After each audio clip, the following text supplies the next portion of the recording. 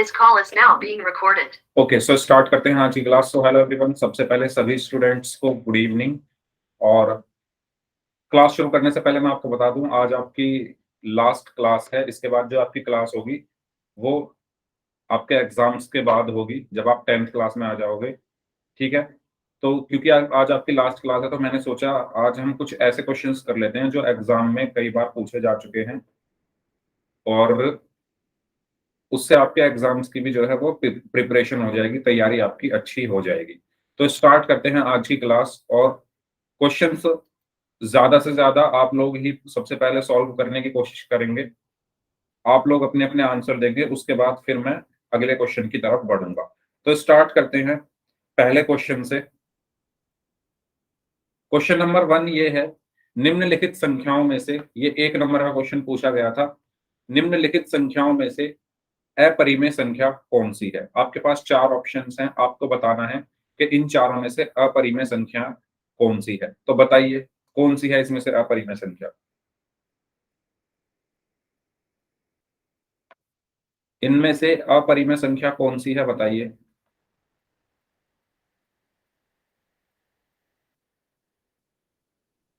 हाँ जी, जितने बच्चे क्लास में प्रेजेंट हैं, एक तरीके से आप इसको मानकर चलिए कि आपके एग्जाम की अब यहाँ पर तैयारी हो रही है। क्योंकि आज लास्ट क्लास है, मैं बार बार रिपीट कर रहा हूँ क्योंकि कुछ बच्चे अभी ज्वाइन हुए हैं।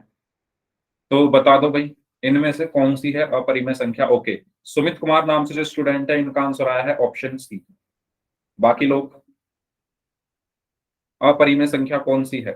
अपरिमेय संख्याएं क्या होती हैं।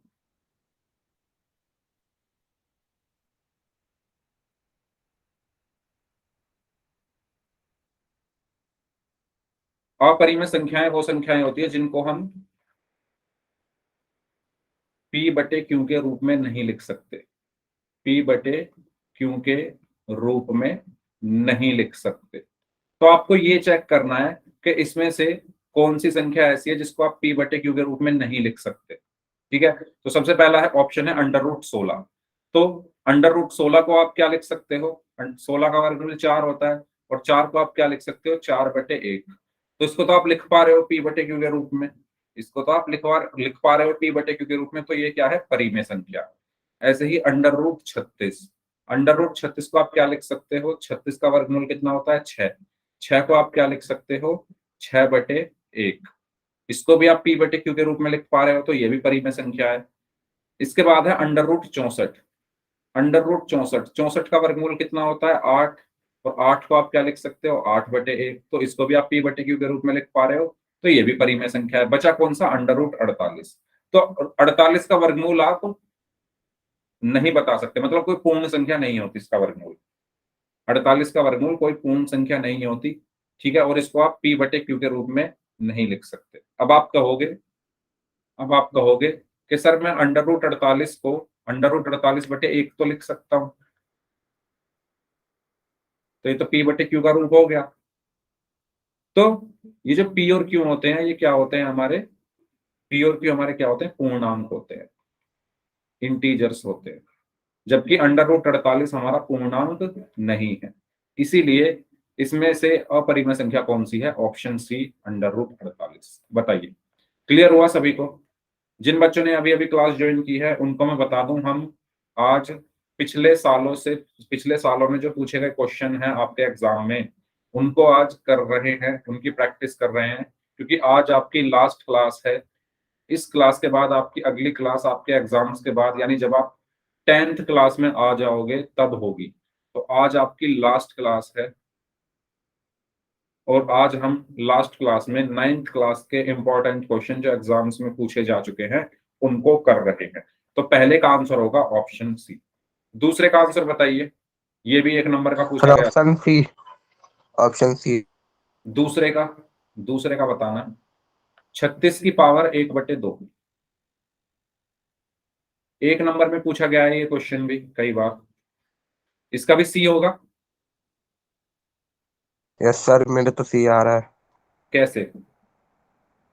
सर उसका 36 का हाफ पूछा गया तो उससे डिवाइड कर देंगे ना 2 से।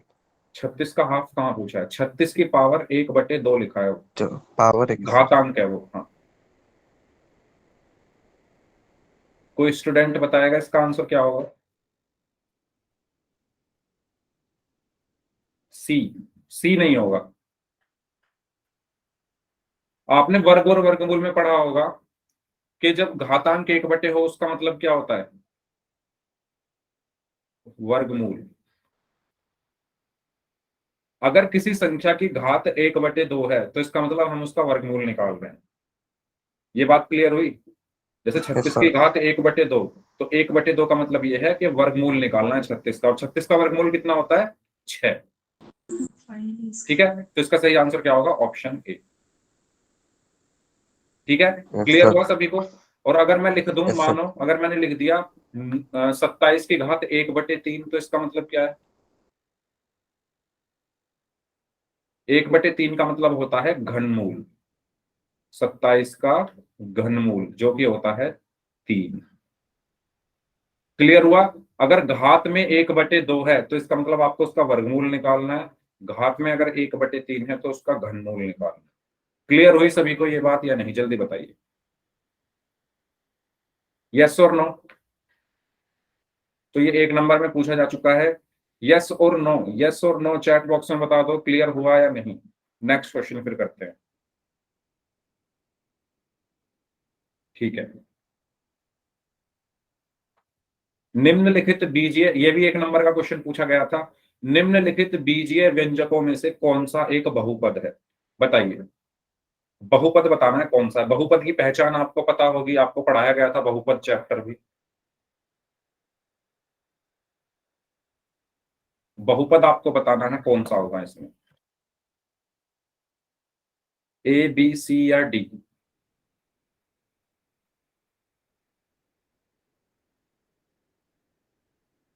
निम्नलिखित व्यंजकों में से कौन सा एक बहुपद है?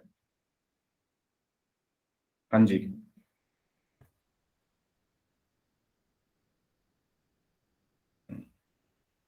इतने चुप क्यों हो भाई आप लोग ऐसे, मतलब क्लास में आप अगर हैं तो कुछ बोलो, कुछ कोई कुछ तो सही होगा आंसर इसका। बहुपद क्या होता है? ये एक तरीके से आप लोगों का अपने आप को आप टेस्ट कर सकते हो, है ना? आप अपने आप को टेस्ट कर सकते हो कि आपको कितना आता है। बहुपद क्या होता है भाई?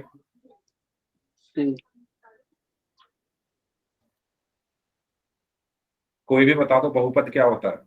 कोई बताएगा माइक ऑन करके? ठीक है,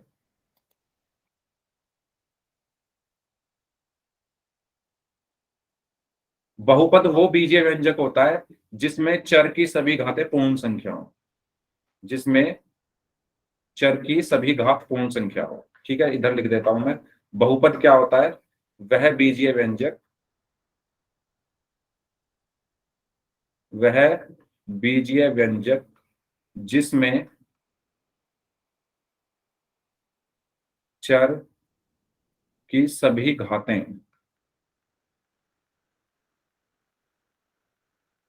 पूर्ण संख्या हो। पूर्ण संख्याएं क्या होती है? पूर्ण संख्याएं क्या होती है भाई? पूर्ण संख्याएं क्या होती है? पूर्ण संख्याएं 0 से शुरू होती है, 1 2 1 2 3 3 4, 4। और ये अनंत तक जाती है। इनको हम बोलते यस हैं सर। पूर्ण संख्या।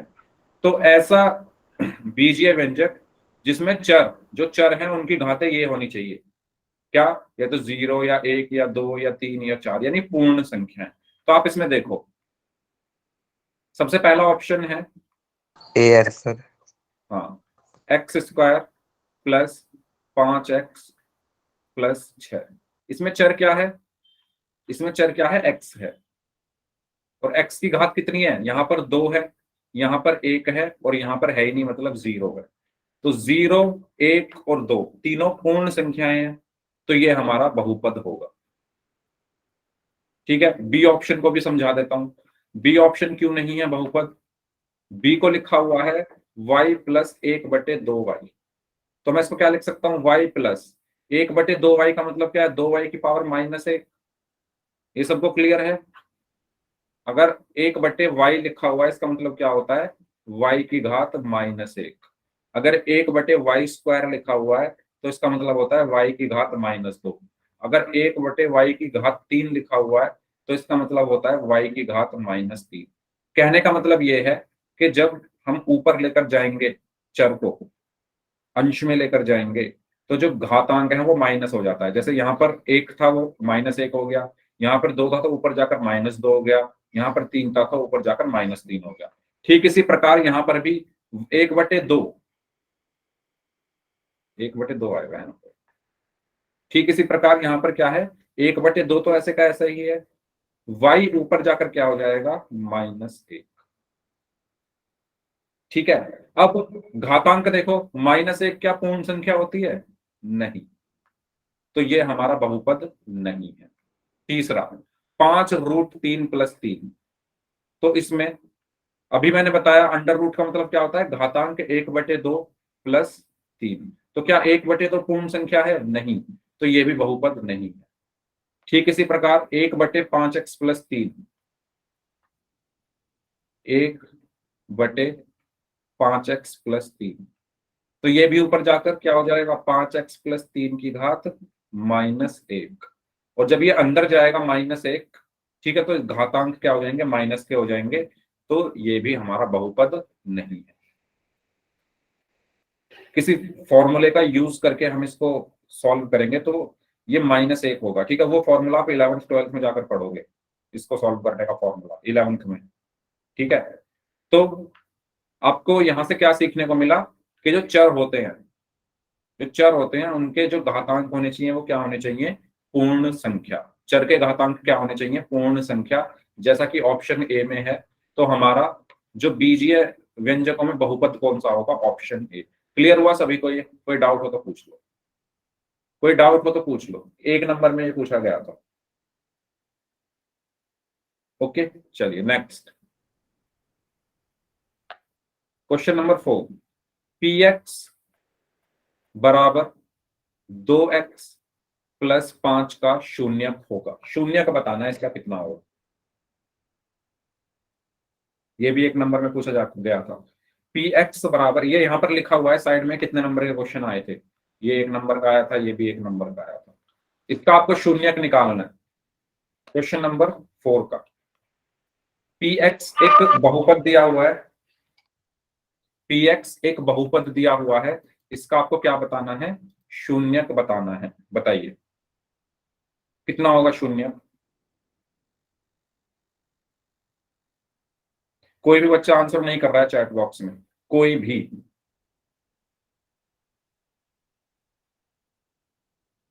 अच्छा, सुमित कुमार नाम से इनका आंसर आया है बी, एक बच्चे का आंसर आया है सिर्फ, बाकी लोग भाई जब मैम पढ़ाते हैं तब भी आप ऐसे ही चैट बॉक्स में आंसर नहीं करते क्या? मैम ने तो बोला था आपकी क्लास, मतलब ये वाली क्लास बहुत अच्छी है, आंसर तो आप लोग कर ही नहीं रहे।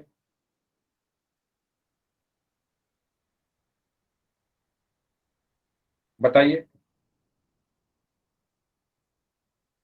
शून्यक कैसे निकालते हैं, शून्यक कैसे निकालते हैं, जो भी बहुपद है उसको बराबर 0 रख दो। शून्यक मतलब, शून्यक का मतलब होता है बहुपद का वह मान, सॉरी, चर का वह मान जिस पर जो बहुपद है वो 0 हो जाए। शून्यक का मतलब क्या होता है, शून्यक का मतलब क्या होता है कि चर का वह मान जिस पर बहुपद शून्य हो जाए उसको हम क्या कहते हैं, शून्यक कहते हैं। तो वो मान निकालना है जिस पर px जो है वो 0 हो जाए, तो मैं क्या कर दूंगा, px को 0 के बराबर रख दूंगा। ठीक है, चर मतलब x का वह मान जिस पर ये px 0 हो जाए, तो px को मैंने 0 रख दिया।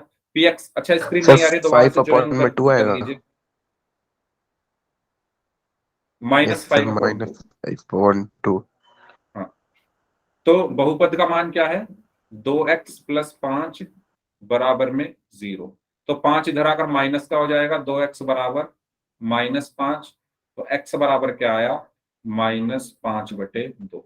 ये क्या होगा, शून्य होगा। ठीक है, जब आप x की जगह -5/2 रखोगे ना, ये 0 हो जाएगा। यही मैंने आपको डेफिनेशन बताई है शून्य की। चर का वह मान जिस पर बहुपद शून्य हो जाए वो क्या कहलाता है, शून्य। तो x का मान कितना आया, -5/2, यानी सही आंसर क्या होगा इसका, ऑप्शन बी। समझ आ गया सभी को? कोई डाउट हो तो पूछ लीजिए। भाई ऐसे क्वेश्चंस आते हैं एग्जाम में, बार बार कह रहा हूं मैं, आते हैं ऐसे क्वेश्चंस।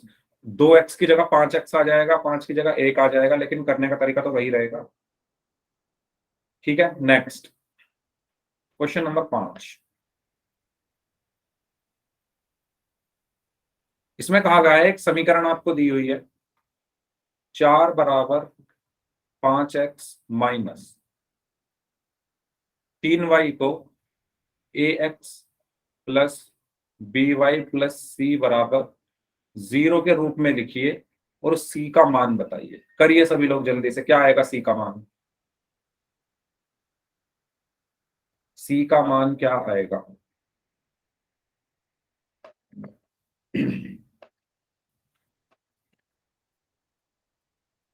एक समीकरण आपको दी हुई है, 4 बराबर 5x माइनस 3y। अब आप इससे खुद अपने आप को इवेलुएट कर सकते हो कि आपको कितना आता है। आपके 10-15 दिन बाद एग्जाम है और आप कहां पर हो। ठीक है, क्योंकि एग्जाम में पूरी बुक आएगी और ये क्वेश्चंस जो मैं लाया हूँ पूरी बुक के हर चैप्टर से लेकर आया हूँ, बहुपद से भी, समीकरणों से भी, आयतन, पृष्ठ क्षेत्रफल, सब कुछ। -3, डार्क क्या नाम है इनका, अरुण, अरुण नाम से जो स्टूडेंट है, इन्होंने आंसर दिया है -3। बाकी लोग बताएं क्या आंसर होगा इसका।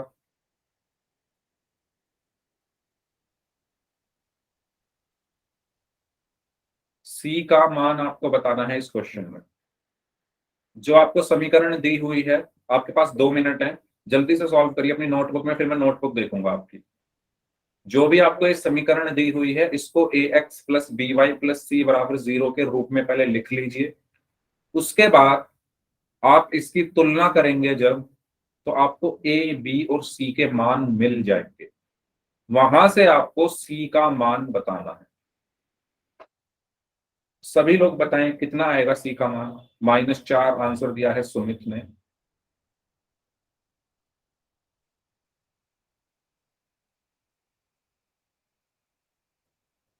अजीत सिंह नाम से हैं, इन्होंने भी आंसर दिया है -4।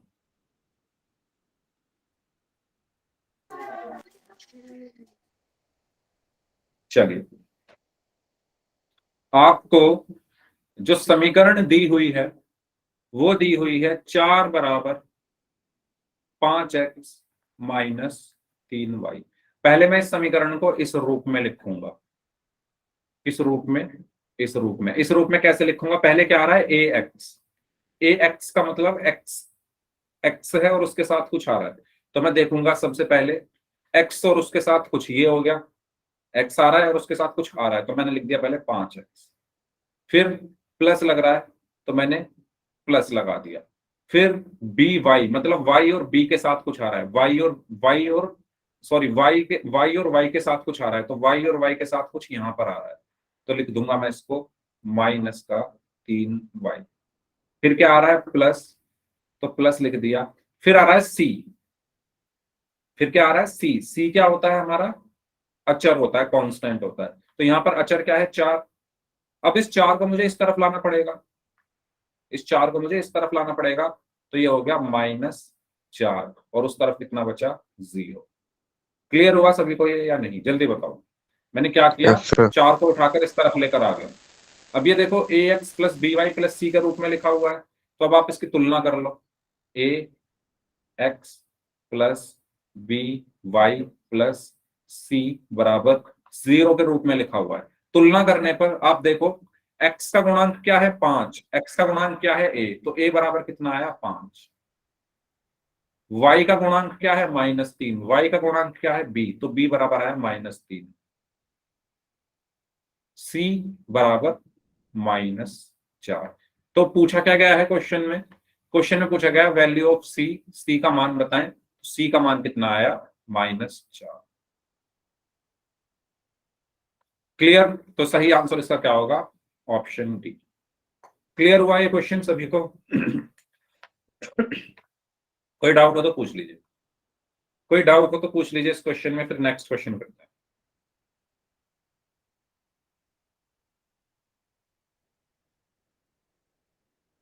चलिए, दो कोणों का योग अगर 180 डिग्री है तो ऐसे कोण कहलाते हैं। एक नंबर में ये पूछा गया था, बताइए।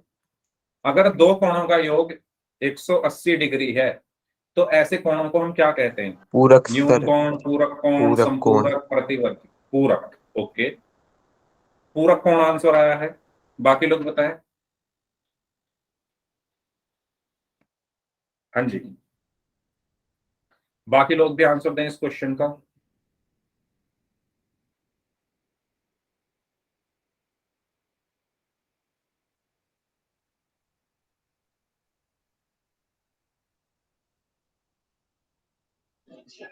सी। सी, ओके। सी। कैसे? कैसे आपने, मतलब आपको क्यों लगा सी?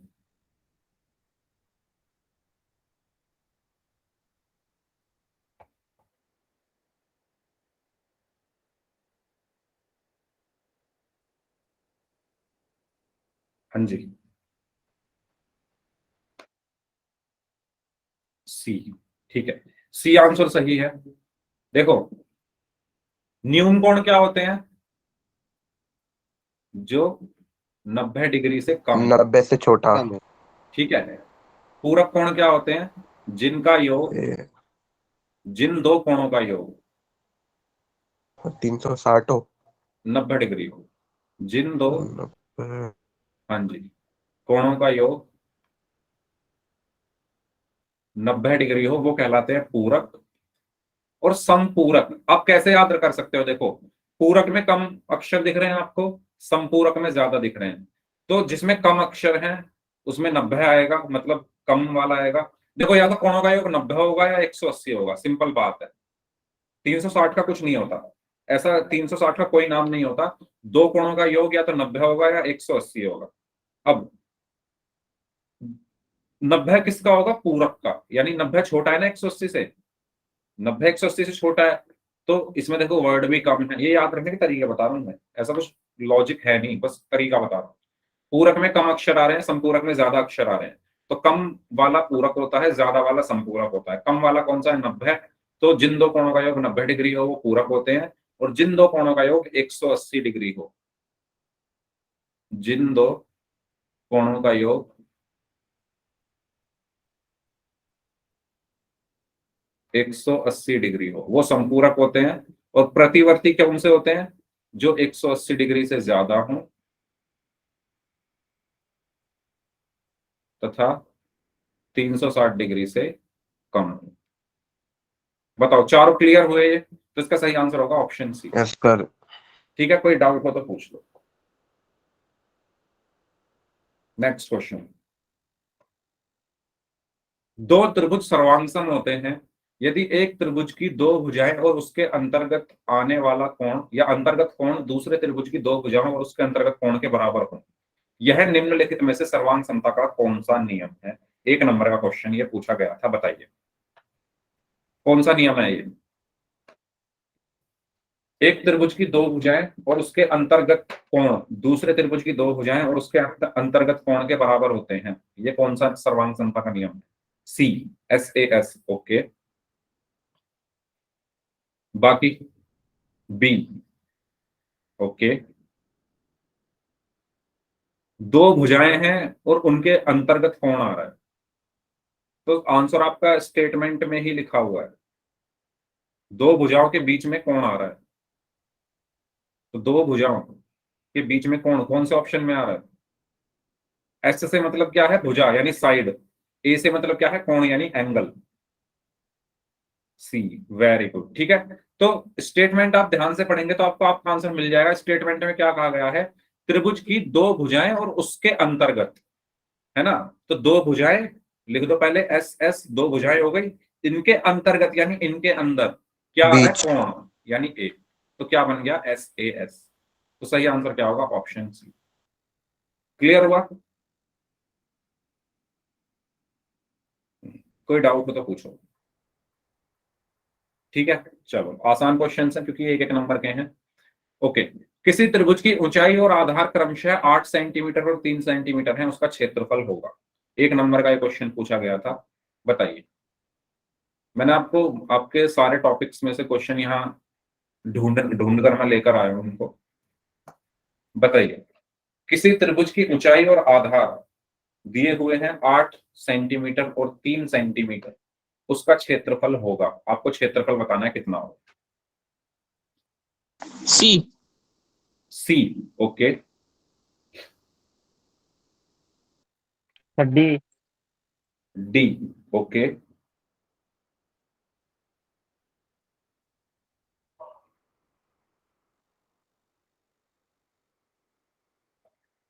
त्रिभुज के क्षेत्रफल का फॉर्मूला आपको यहाँ पर यूज करना है, सभी लोग करेंगे solve.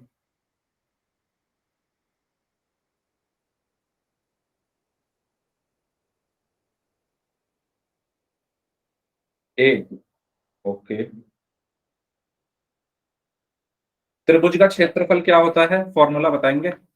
1/2 base into height. D. Very good. तो जो क्षेत्रफल होता है वो होता है 1/2 गुणा, सर माइक बंद कर लो भाई। हाँ जी, माइक बंद कर लो प्लीज।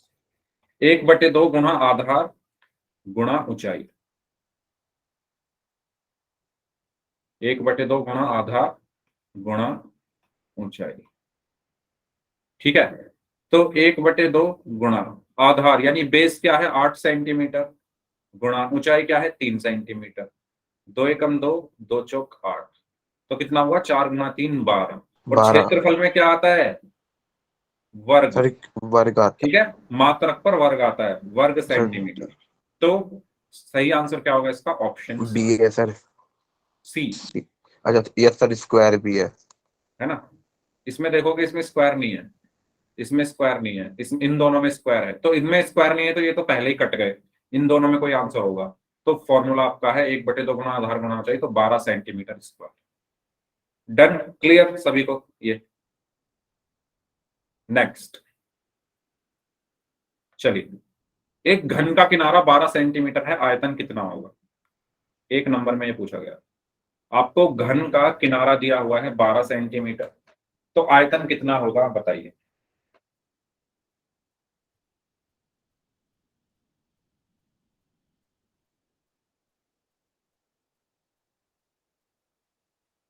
करें सॉल्व और आंसर दें इस क्वेश्चन का। एक घन का किनारा 12 सेंटीमीटर है, तो इसका आयतन होगा।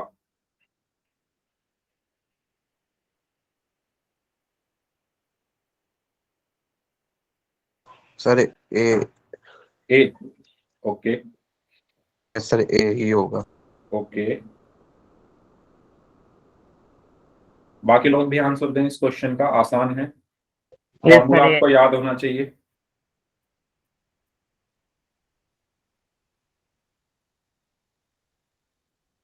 ए, वेरी गुड, ठीक है। तो क्या होता है फॉर्मूला, घन का आयतन क्या होता है, भुजा का क्यूब। Yes sir. ठीक है, और यहां पर हमें भुजा दी हुई है कितनी, ए क्यूब। किनारा या भुजा एक ही बात हो गई, 12। 12। तो 12 का क्यूब हो गया। सर मल्टीप्लाई कर देंगे हाँ 3 जी, बार। 12 का क्यूब कितना होगा, 12 गुणा 12 गुणा 12। 12 की 12 में गुणा करने पर आएगा 144। 144 की 12 में गुणा करोगे तो 12 चौक 48, हासिल में 4, 12 चौक 48 और 4 52, हासिल में 5, 12 एकम 12 और 5 17, 1728। आयतन में क्या आता है, क्यूब यानी सेंटीमीटर बात क्यूब। ठीक है, क्षेत्रफल में आता है स्क्वायर, आयतन में आता है क्यूब। तो सही आंसर क्या होगा, ऑप्शन ए। डन, क्लियर सभी को। नेक्स्ट, 14 सेंटीमीटर व्यास वाले गोले का पृष्ठीय क्षेत्रफल होगा। एक गोला है जिसका व्यास आपको दिया हुआ है 14 सेंटीमीटर, आपको क्या बताना है, पृष्ठीय क्षेत्रफल, सरफेस एरिया। करिए।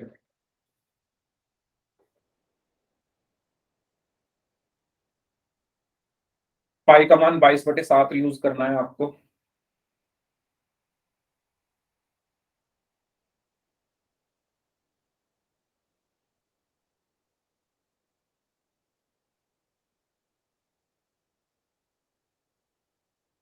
ओके, अलॉन बॉय नाम से जो स्टूडेंट है, इनका आंसर आया है डी।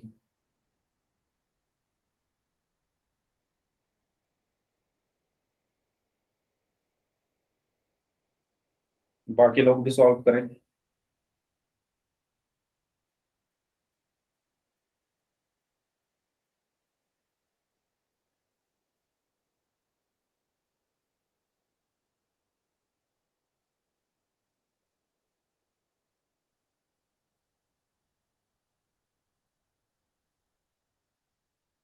हाँ जी, एक स्टूडेंट का ही आंसर आया है, बाकी लोग भी इसको सॉल्व करके बताएं कितना आंसर आएगा इसका। सर कर रहे हैं 2 मिनट। ओके, करिए।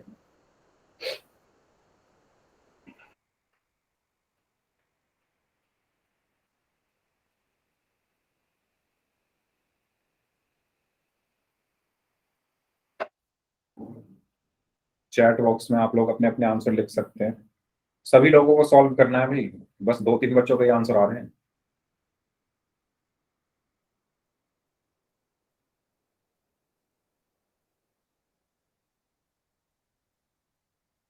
हाँ जी, 1 मिनट और है आपके पास, करिए सॉल्व।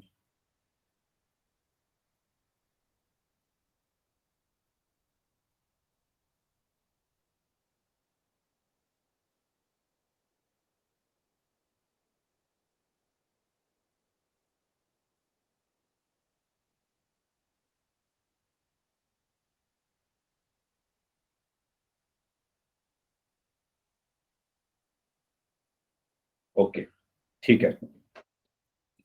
तो फॉर्मूला क्या होता है? 2πRH।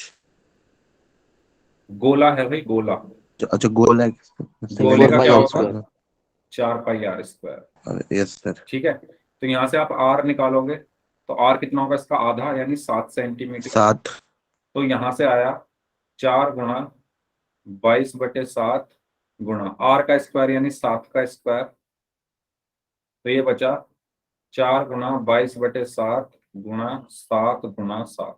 7 से 7 कट गया, 22×4 = 88। 88 × 7 कितना होगा? 7×8 = 56, हासिल में 5, 7×8 = 56 और 5 = 61। अब क्योंकि आयतन है, नहीं क्षेत्रफल है, तो ये क्या होगा? Centimetre square. Centimetre square. Yes sir. ठीक है, तो सही आंसर इसका क्या होगा? Option D. क्लियर? आगे बढ़े। Yes sir. चलिए, ये 2 नंबर का क्वेश्चन है। ऊंचाई 14 सेंटीमीटर वाले एक लंबवृत्तीय बेलन का वक्र पृष्ठीय क्षेत्रफल 88 सेंटीमीटर स्क्वायर है। आपको व्यास निकालना है, 2 नंबर में पूछा गया था। 14 सेंटीमीटर वाले एक लंबवृत्तीय बेलन का वक्र पृष्ठीय क्षेत्रफल आपको दिया हुआ है। आपको क्या बताना है? आधार का व्यास। आप सभी के पास 2 मिनट हैं, सभी लोग इसको सॉल्व करिए और बताइए अपने अपने आंसर क्या है।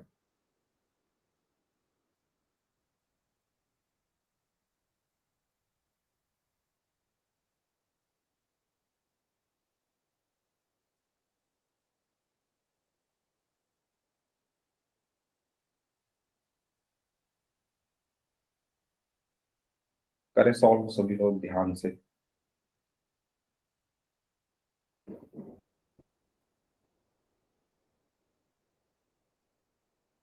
ये सभी वो क्वेश्चंस हैं जो आपके एग्जाम में पूछे जा चुके हैं। हो सकता है आपको, देखो क्वेश्चंस तो ऐसे ही आने हैं, बस ज्यादा से ज्यादा क्या हो सकता है, आपको वक्र पृष्ठीय न देकर संपूर्ण पृष्ठीय दे देगा, व्यास की बजाय त्रिज्या पूछ लेगा। कॉन्सेप्ट तो यही रहेंगे, करने का तरीका वही रहेगा, फॉर्मूले याद होने चाहिए बस। ऊंचाई 14 की जगह 20 दे देगा, क्षेत्रफल 88 की जगह 100 दे देगा। 1332 सेंटीमीटर। कितना? चैट बॉक्स में आप लिख दीजिए, चैट बॉक्स में लिखने की कोशिश करें आप सभी लोग आंसर, माइक ऑन ना करें। 1332 सेंटीमीटर। जीरो, जीरो तो नहीं आएगा। सर पूरा कट व्यास गया मेरा क्वेश्चन ही। ओके, देखते हैं अभी। चलो देखते हैं इसको। आपको क्या बोला गया है? एक बेलन का वक्र पृष्ठीय क्षेत्रफल यानी CSA आपको दिया हुआ है कितना? 88 सेंटीमीटर स्क्वायर। तो बेलन के वक्र पृष्ठ होता क्या है? 2πRH। Yes sir. 2πRH बराबर 88 है। आपको H दिया हुआ है 14 सेंटीमीटर। तो यहां रख लेते हैं हम सब चीजें। तो 2 गुणा 22/7 गुणा R आपको निकालना है, गुणा H कितना दिया हुआ है? 14 बराबर 88। ठीक है, ठीक लिखा है मैंने, 14 ही है ना? हाँ। Yes sir. चलो, तो अब इसको कैंसिल कर सकते हैं। 7 एकम 7, 7 दूनी 14। 14। तो ये बचा 22 दूनी 44 गुणा R गुणा 2 बराबर 88। तो 44 दूनी 88 R बराबर 88। तो R बराबर कितना आया? 88/88। अच्छा, आपने इनको काट के 0 कर दिया क्या? 0 थोड़ी ना होगा, यस सर, 0 कर एक दिया आएगा मैंने। ना। 88 को 88 से 80 भाग है। दोगे तो 88 एकम 88 होते हैं। तो कितना आया? यस 1। सर। ये क्या है? ये आपकी त्रिज्या, रेडियस। आपको क्या चाहिए? व्यास, डायमीटर चाहिए आपको। देखो व्यास पूछ रहा है, तो व्यास क्या होगा? डी। व्यास क्या होता है? त्रिज्या का दुगना, यानी 2 गुणा R। तो व्यास कितना आया? 2 गुणा 1, तो 2 एकम 2, क्या मीटर? Centimetre, centimetre. सेंटीमीटर है सर। ठीक है, तो व्यास आया D बराबर 2 सेंटीमीटर। बताओ समझ आया कहाँ गलती हुई यस आप सर। लोगों से? ठीक है, तो इस तरीके से हमने इस क्वेश्चन को सॉल्व किया। नेक्स्ट। ओके, तो ये क्वेश्चन लाइंस एंड एंगल, रेखाएं और कोण में से है। इस क्वेश्चन में कहा गया है आकृति में AB जो है CD के समांतर है। ये AB है, ये CD है, ये दोनों समांतर हैं। CD EF के समांतर है, ये CD है, ये EF है। साथ ही EA AB पर लंब है। EA कहाँ है? ये रहा। EA AB पर लंब है। BEF 55 डिग्री है। तो XYZ के मान निकालो। करो, 4 नंबर का क्वेश्चन पूछा गया था ये। ठीक है, करिए। X Y और Z के मान निकालने हैं। कैसे निकालोगे?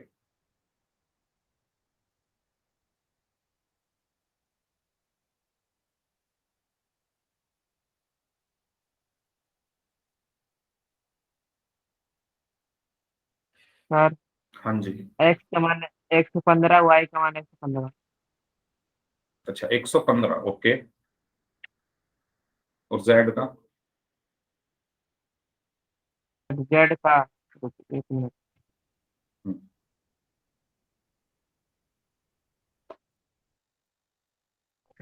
सर 35। कितना? 35, 35। 37, 35। ओके, 35। ठीक है, चलो देखते हैं इसको। हाँ जी, पहले आप लोग करो, अभी 2 मिनट और हैं आपके पास, करिए सॉल्व आराम से। मैं तब तक इसको बना रहा हूँ। आपने जो लाइंस एंड एंगल आपको पढ़ाया गया था ना, उसके कॉन्सेप्ट यहाँ पर यूज होंगे सारे, तो वो आपको याद होने चाहिए, तभी आप इस क्वेश्चन को कर सकते हो।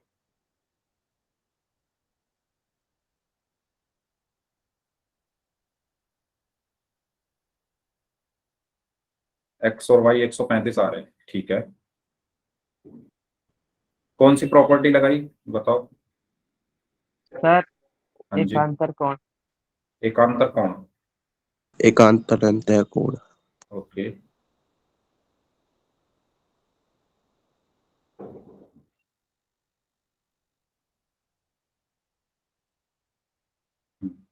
एक लाइन।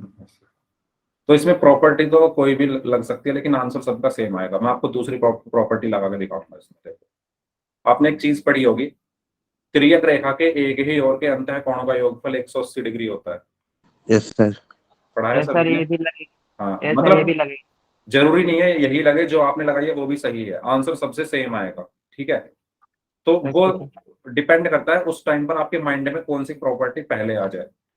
ठीक है, आपके माइंड में अगर पहले एकांतर आ गया तो आप एकांतर से कर दो, अगर वो वाली आ रही है अंतः कोण वाली तो उससे कर दो। तो ये 55 डिग्री है। देखो, सबसे पहली चीज, जिनका नहीं हुआ भाई वो ध्यान दें, जिनका हो गया वेरी गुड। ये 55 डिग्री दिया हुआ है और ये है वाई। तो अगर मैं इसको देखूं, ये दो समांतर रेखाएं हैं, ये दोनों, इनको ये एक तिर्यक रेखा काट रही है और ये एक ही ओर के बने अंतःकोण है।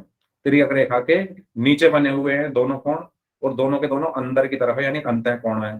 तो ऐसे कोणों का योग होता है 180 डिग्री, यानी 55 प्लस वाई बराबर 180 डिग्री। तो वाई 80। बराबर कितना आ गया, 180 माइनस 55, यानी 10 में से 5 गया 5, यहाँ पर 50, अच्छा ये तो 125 आ रहा है, 7 में से 5 गया तो 125 डिग्री, ये तो 125 आ रहा है, आपने घटाने में गलती कर दी भाई। ये सर मतलब गलती का ही घटाना है। मेरे भी यही गलती है सर। हाँ, ये आएगा 125 डिग्री। ये गलतियां मत करना एग्जाम में अगर आए तो, ध्यान से करना सर प्लीज। हाँ सर, हाँ मतलब समझ गया, आता है कर लेंगे। ठीक है, तो ये हो गया 125 डिग्री। अब ये x दिया है, ये दोनों संगत कोण है, x और y। संगत कोण क्या होते हैं, जो देखो ये y कहाँ बन रहा है, लाइन के ऊपर, x कहाँ बन रहा है, लाइन के ऊपर, ये y कहाँ बन रहा है, तिर्यक रेखा के नीचे, ये x कहाँ बन रहा है, तिर्यक रेखा के नीचे। तो दोनों की संगति एक जैसी है, तो x और y क्या है, संगत कोण है। तो कोण x किसके बराबर होगा, कोण y के, क्यों, वाई क्योंकि ये संगत कोण है, कोरस्पॉन्डिंग एंगल्स। तो x भी कितना आया, 125 डिग्री। क्या बचा, ये बचा z निकालना है। ये कैसे निकालेंगे, अगर आप यहाँ पर देखो, ये क्वेश्चन में दिया हुआ है ये 90 डिग्री है, परपेंडिकुलर डला हुआ है, लंब है, ये 90 डिग्री है, ये 90 डिग्री हो गया। ये कितना होगा, ये बताओ, यहां से यहां तक 125 है, ये सीधी रेखा 180 बनाती है ना पूरा, ये पूरा एंगल ये सर 180 डिग्री होगा। यहां से यहां तक सर 125 है, 55 तो ये कितना बचा, 55। 55। ठीक है, यानी 180 माइनस 125, यानी ये कितना बचा, 55 डिग्री। तो मैं सीधा 55 डिग्री ही लिख देता हूँ। अब त्रिभुज के तीनों कोणों का योग 180 डिग्री होता है। ठीक है, तो ये 90 है, ये 55, तो ये कितना होगा, तो 90 प्लस 55 प्लस z बराबर 180 डिग्री, तीनों कोणों का योग। तो z बराबर कितना हुआ, 180 माइनस 90 और 55 कितने हो गए, 145, यानी 35 डिग्री। ठीक है, तो ये कितना आया, 35 डिग्री। तो आपके जो आंसर आए हैं वो क्या क्या आए हैं, x बराबर आया है 125 डिग्री, y बराबर 125 डिग्री और z बराबर 35 डिग्री। ये सर निकाल लिया। ठीक है, तो इस तरीके से ये क्वेश्चन होगा, 4 नंबर में ये पूछा गया था। बताइए, कोई डाउट हो किसी को तो पूछ लो। No sir. बाकी स्टूडेंट्स भी बताएं भाई, बाकी लोग क्लियर हो गया, सभी को गलती, सभी को समझ आ गई है ना अपनी। ठीक है, नेक्स्ट क्वेश्चन, ये भी 4 नंबर में पूछा गया था। इसमें आपको बताना है एडी कितना होगा। एक समांतर चतुर्भुज दिया हुआ है ABCD, AE जो है वो DC पर लंब है और CF AD पर लंब है। ये क्वेश्चन मैंने आपको कराया था शायद। AB बराबर Yes, sir. 16 सेंटीमीटर है, हाँ कराया था ना, हाँ। तो AB जो है वो 16 सेंटीमीटर है, AE 8 सेंटीमीटर है और CF का है ये, CF 10 सेंटीमीटर है। आपको बताना है AD कितना होगा। AD मतलब ये वाली भुजा बतानी है कितनी होगी। तो करिए सभी लोग, बताइए कितनी होगी। इसमें आप कौन सा कॉन्सेप्ट लगाओगे, समांतर चतुर्भुज का क्षेत्रफल क्या होता है, आधार गुणा ऊंचाई।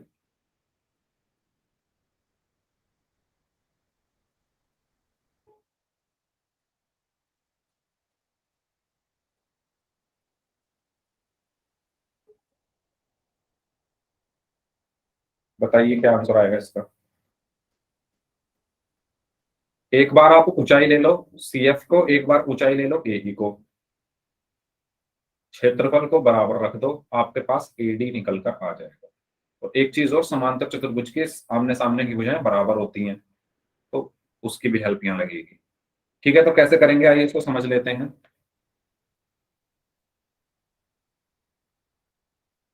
सबसे पहली चीज आपको मैंने बताई थी कि समांतर चतुर्भुज का जो क्षेत्रफल होता है, समांतर चतुर्भुज का जो क्षेत्रफल होता है वो क्या होता है, आधार गुणा ऊंचाई होता है। ठीक है, अब इसमें दो ऊंचाइयां हैं। इसमें ऊंचाई क्या होती है, जो 90 डिग्री का एंगल बनाए, ऊंचाई क्या होती है जो 90 डिग्री का एंगल बनाए। तो इसमें दो ऊंचाई है, एक है AE और एक है CF। तो अगर मैं AE को ऊंचाई ले लूं, अगर मैं ऊंचाई AE को ले लूं तो क्षेत्रफल क्या होगा? ए से मैं इसको डिनोट कर देता हूं, एरिया क्या होगा? अगर मैं ऊंचाई AE ले रहा हूं तो क्षेत्रफल क्या होगा? आधार क्या होगा AE के लिए? AE के लिए आधार क्या है? आधार क्या होता है? जिस पर 90 डिग्री बनता है। 90 डिग्री किस पर बन रहा है? DC पर। तो DC आधार हुआ, तो DC गुणा ऊंचाई क्या है? AE। समीकरण 1। ठीक इसी प्रकार अगर मैं ऊंचाई CF को ले लूं तो तब क्षेत्रफल क्या होगा? CF के लिए आधार क्या है? AD गुणा CF। ये समझ में आया या नहीं बताओ? ये दोनों पॉइंट क्लियर हुए या नहीं? यस और नो? यस और नो क्लियर हुए या नहीं? मैंने जब ऊंचाई क्या होती है? जो 90 डिग्री का कोण बनाए, तो AE 90 डिग्री बना रही है तो AE ऊंचाई हो गई। आधार क्या होता है? ऊंचाई 90 डिग्री का किसके साथ बना रही है? किसके साथ बना रही है? DC के साथ। तो DC गुणा AE, ये क्षेत्रफल हो गया। ऐसे ही जब मैं CF को ले रहा हूं तो CF ऊंचाई हो गई और आधार क्या होगा? AD, तो AD गुणा CF। तो ये भी क्षेत्रफल, ये भी क्षेत्रफल, दोनों बराबर हो गए। दोनों बराबर हो गए तो मैं यहां पर क्या लिख दूंगा? DC गुणा AE बराबर AD गुणा CF। अब इनके मान रख दो। DC कितना होगा? DC AB के सामने वाली भुजाएं, आमने सामने की भुजाएं बराबर होती है, तो 16 सेंटीमीटर हुआ। DC कितना हुआ? 16 गुणा AE कितना होगा? AE कितना होगा? 8 सेंटीमीटर। 16 गुणा 8 बराबर AD कितना है? AD कितना है भाई? AD मुझे निकालना है। गुणा CF कितना है? CF है 10 सेंटीमीटर। तो यहां से आप AD निकाल दो आसानी से। 16 अट्ठे कितने हो गए? 128 बराबर AD गुणा 10। तो AD बराबर कितना आया? 128 को 10 से भाग किया तो 12.8 सेंटीमीटर। ये होगा आपका आंसर। बताइए, समझ आया क्या सभी को? सभी को क्लियर हुआ ये क्वेश्चन? कोई डाउट हो तो पूछ लो। ये 4 नंबर का पूछा गया था। ये आपकी एक्सरसाइज का पहला क्वेश्चन है, शायद एक्सरसाइज 9.2 का। Okay, next. एक त्रिभुज की भुजाओं का अनुपात 3:5:7 है, उसका परिमाप 300 सेंटीमीटर है, तो क्षेत्रफल ज्ञात कीजिए। 4 नंबर में पूछा गया था। बताइए कैसे करोगे इसको? कर लोगे इसको? Yes sir. कैसे करोगे? कौन से फॉर्मूले से करोगे? त्रिभुज का क्षेत्रफल निकालने के लिए कौन से फॉर्मूले का यूज करते हैं? हीरोन का फॉर्मूला। फॉर्मूला। हेरोन का सूत्र, उससे होगा ये। ठीक है। हेरोन का सूत्र क्या कहता है कि जो त्रिभुज का क्षेत्रफल है वो बराबर होता है अंडर रूट में S, S minus A, S minus B, S minus B, S minus C. S क्या होता है? अर्ध परिमाप, सेमी पैरामीटर, जो कि बराबर होता है तीनों भुजाओं के योग का आधा। ABC क्या है? भुजाएं हैं। ठीक है, तो कैसे करोगे? आपको भुजाओं का अनुपात दिया हुआ है, तो अनुपात को हम कैसे हटाएंगे? माना पहली भुजा कितनी है बताओ? 3x। पहली भुजा मैंने मान ली 3x है, दूसरी मान ली 5x, तीसरी मान ली 7x। तो परिमाप दिया हुआ है 300 सेंटीमीटर, तो इन तीनों को जोड़ दो। परिमाप क्या होता है? तीनों भुजाओं का योग। 3x plus 5x plus 7x बराबर किसके हो जाएगा? 300 के। तो यहां से x निकल आएगा, 3 और 5 8, 8 और 7 15x बराबर 300। तो x बराबर कितना आ गया? 300/15, यानी x बराबर आ गया 20। अब जब x 20 आ गया तब आप भुजा निकाल सकते हो। पहली भुजा कितनी आएगी? पहली भुजा कितनी है? 3x, यानी 3 गुणा 20 60 सेंटीमीटर। ठीक है, दूसरी कितनी आएगी? 5 गुणा 20 100 सेंटीमीटर। तीसरी कितनी आएगी? 7 गुणा 20 140 सेंटीमीटर। तो क्षेत्रफल क्या आया इसका? अंडर रूट में एस। एस क्या है? अर्ध परिमाप। 300 का आधा 150, s माइनस ए, 150 माइनस 60।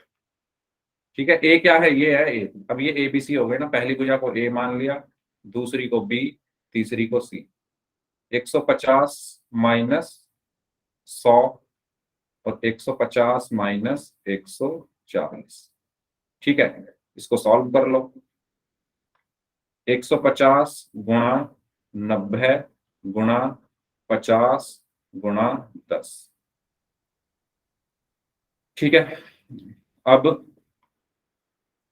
इसको मैं लिख सकता हूं 1 2 3 4, तो मैं इसको लिख सकता हूं 15 गुणा 9 गुणा 5 गुणा 1 2 3 4। ठीक है, 4 जीरो जो है मैंने अलग लिख ली। 9 का वर्गमूल 3 हुआ, 10,000 का वर्गमूल कितना होता है 100, अंदर कितना बचा 3 गुणा 15 को लिख लिया, 3 गुणा 5 गुणा 5, ये 5 भी बाहर आ जाएगा, तो 3 गुणा 100 गुणा 5 अंडर रूट 3, तो 300 पंजा पंजे 1500 रूट 3 सेंटीमीटर स्क्वायर, ये आपका आंसर हो। तो इस तरीके से हमने हेरॉन का फॉर्मूला यूज करके ये क्वेश्चन सॉल्व किया। बताइए, सबसे पहले अनुपात को हटाने के लिए मैंने इन सबके साथ x लगा दिया। पहली भुजा 3x, दूसरी भुजा 5x, तीसरी भुजा 7x। परिमाप दिया हुआ है 300 सेंटीमीटर। परिमाप क्या होता है, तीनों भुजाओं का योग। तो 3x plus 5x plus 7x बराबर 300 कर दिया। 3 और 5 8, 8 और 7 15, x बराबर 300 हो गया। x बराबर आ गया 20। तो पहली भुजा कितनी आ जाएगी, 3x का मतलब है 3 गुना 20 60, दूसरी 5x का मतलब 5 गुना 20 100, तीसरी 7x का मतलब 7 गुना 20 140। पहली भुजा को a बोला, दूसरी को b, तीसरी को c। फिर फॉर्मूला होता है under root S, S minus A, S minus B, S minus C. S क्या होता है, अर्ध परिमाप यानी परिमाप का आधा। परिमाप कितना है 300, 300 का आधा कितना हुआ 150, तो 150, 150 माइनस 60, 150 माइनस 100, 150 माइनस 140, 150 ऐसे का ऐसे ही, इसमें से 60 घटाया तो 90, 100 घटाया तो 50, 140 घटाया तो 10। अब ये जो जीरो है इनको एक साथ यहाँ इकट्ठा करके लिख दिया। 15 गुणा 9 गुणा 5 को एक साथ लिख दिया। 9 का वर्गमूल 3 आ गया। 10,000 का वर्गमूल कितना होता है, 4 जीरो है तो बाहर आकर 2 रह जाएंगी, 100 होता है। अंदर क्या बचा 15, 15 को मैंने लिख दिया 3 गुणा 5, 5 ऐसे का ऐसे ही, फिर 3 गुना 100 ऐसे का ऐसे ही। अब 5 अंदर 2 बार आ रहा है तो बाहर आकर 1 बार आ गया, अंदर बचा अंडर रूट 3। 3 गुना 100 300, 300 पंजे 1500 रूट 3 सेंटीमीटर स्क्वायर। इस तरीके से हमने इस क्वेश्चन को सॉल्व किया। बताइए, समझ आया सभी को, कोई डाउट? ठीक है, चलिए नेक्स्ट। तो इस क्वेश्चन को कर लोगे, ये 5 नंबर में पूछा गया। इस क्वेश्चन को कर लोगे या करवाऊं बताओ? ये इसमें डायरेक्ट मल्टीप्लाई हो जाएगा सर। मल्टीप्लाई नहीं होगा, हाँ मतलब इनको दोनों को भाग करना पड़ेगा। एक गोदाम की माप आपको दी हुई है, गोदाम में कितने क्रेट रखे जा सकते हैं।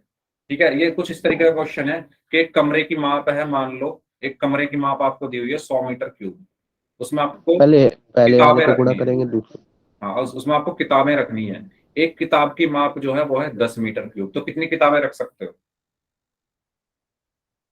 कितनी किताबें रख सकते हो? कमरे में जगह है 100 मीटर क्यूब, एक किताब, एक किताब कितनी जगह ले रहा है 10 मीटर क्यूब, एक किताब कितनी जगह ले रही है 10 मीटर क्यूब, तो कितनी किताबें रख सकते हो?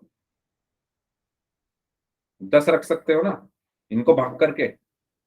ठीक है, तो ऐसा ही सेम है ये भी। आपको पहले इसका आयतन निकालना पड़ेगा, तीनों की गुणा करके आयतन निकाल दो, फिर इन तीनों की गुणा करके आयतन निकाल दो, उनको आपस में डिवाइड कर दो, इस आपको आपका आंसर मिल जाएगा। ठीक है, 5 नंबर में ये पूछा गया। ओके, तो इस क्लास को हम यहीं तक रखते हैं, क्वेश्चंस तो और भी हैं, आप चाहो तो स्क्रीनशॉट ले सकते हो, जैसे ये क्वेश्चन है, खुद से आप प्रैक्टिस कर लेना इसकी। ठीक है, इसमें ऊंचाई, त्रिज्या, ऊंचाई, पृष्ठ क्षेत्रफल निकालना है। तो इसको कैसे करोगे, व्यास आपको दिया हुआ है, त्रिज्या निकाल लोगे 14 सेंटीमीटर, आयतन दिया हुआ है v बराबर 9856 सेंटीमीटर क्यूब, शंकु का आयतन क्या होता है 1/3 पाई आर स्क्वायर एच बराबर 9856। तो यहाँ पर r का मान रखोगे तो आपका h आ जाएगा। ठीक है, वो ऊंचाई हो गई। फिर त्रिज्या ऊंचाई निकालने के लिए ये फॉर्मूला लगेगा, एल स्क्वायर बराबर H square plus R square, इससे त्रिज्या ऊंचाई निकल जाएगी। फिर है वक्र पृष्ठ क्या होता है शंकु का, पाई आर एल से आपका वक्र प्रश्न निकल जाएगा। 5 नंबर का क्वेश्चन ये पूछा गया। ठीक है, मैं आपके ग्रुप में ऐड नहीं हूँ, इसलिए मैं सेंड नहीं कर सकता। आप स्क्रीनशॉट ले लो, मैं एक एक करके आपको ये सारी वो दिखा दूंगा। ठीक है, इस क्लास को हम यहीं तक रखते हैं। इससे अब किसी को कोई डाउट हो तो आप लोग अपने डाउट